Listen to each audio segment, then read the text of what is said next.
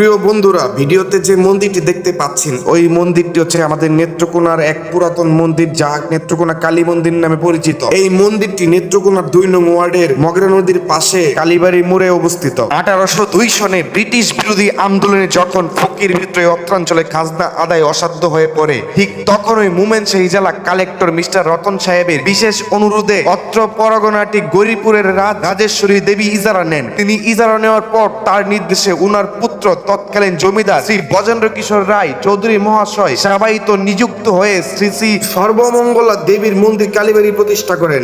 আর ইজারার জমিদারি সত্ত্বেও শ্রী শ্রী সর্বমঙ্গলা দেবীর নাম অনুসারে সৃষ্টি হয় কালীগঞ্জ বাজার, যা পরবর্তী সময় নেত্রকোনা নামে রূপান্তরিত হয়। পরবর্তীতে মন্দিরটি 2011 সনে পুনর্নির্মাণকাল শুরু হয় এবং 13 সনে কাজ শেষ হয়। এই মন্দিরটি আমাদের নেত্রকোনার একটি ঐতিহ্যবাহী মন্দির এবং পুরনো মন্দির। এই মন্দিরের পাশে আমাদের মগরা নদী অবস্থিত। প্রতি বছর এই মন্দিরে নানা রকম পূজা অর্চনার সাথে বিভিন্ন রকমের অনুষ্ঠানাদি সবসময় লেগেই থাকে। এই মন্দিরের উল্লেখযোগ্য 2টি পূজা অনেক ব্যয়বহুল এবং নামকরা, যেমন কালী পূজা এবং দুর্গা পূজা। বিশেষ করে কালী পুজো ও দুর্গা পুজোয় এই মন্দিরটি এক নতুন রূপ আলোকিত করে। চারদিকে হাজার হাজার আলোকসজ্জার ভিড়ে, নানা রকম ডেকোরেশনের ছন্দে, মানুষের কোলাহলে মন্দিরটি যেন তার এক প্রাচীন আবির্ভাব ধারণ করে।